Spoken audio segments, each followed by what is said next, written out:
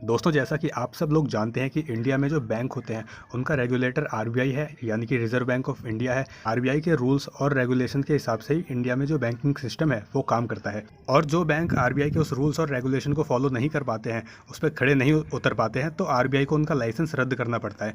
ठीक ऐसा ही एक मामला अभी सामने आया है। अभी मैं ये वीडियो बना रहा हूँ तो ये अभी की ही न्यूज़ है। एक बैंक जो कि कोऑपरेटिव बैंक था, उसका लाइसेंस आरबीआई ने रद्द कर दिया है। अब वो बैंक काम नहीं कर पाएगा। तो इस वजह से उस बैंक में करीब 1.5 लाख लोगों के अकाउंट थे। अब उनको परेशानी का सामना थोड़ा करना पड़ सकता है। उनको वहाँ से अपने डिपॉजिट को विड्रॉल करने में थोड़ी परेशानी हो सकती है।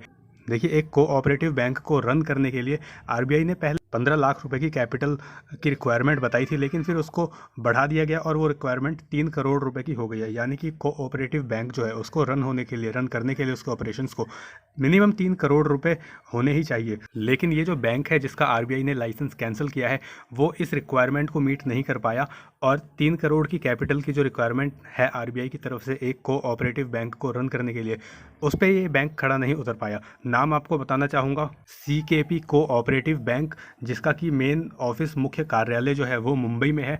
इसका लाइसेंस आरबीआई ने रद्द कर दिया है। देखिए, मैं न्यूज़ का स्क्रीनशॉट आपके सामने दिखा रहा हूँ ताकि आपको इस पे विश्वास हो, इस न्यूज़ पे, और ये आप पढ़ भी सकते हैं। देखिए, लॉकडाउन के बीच आरबीआई ने रद्द किया इस बैंक का लाइसेंस, लाखों खाता धारकों के पैसे अटके।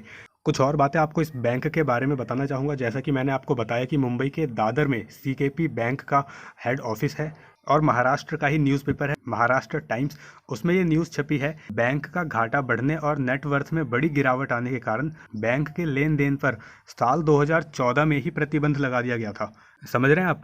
काफ़ी पहले से ही इस बैंक में कैपिटल की कमी रही थी और आरबीआई इसका पीरियड आगे बढ़ाता जा रहा था। प्रतिबंध 2014 में लग गया था, लेकिन आरबीआई ने लाइसेंस कैंसिल नहीं किया था। आगे बढ़ते हैं। उसके बाद कई बार बैंक का घाटा कम करने का प्रयत्न किया गया।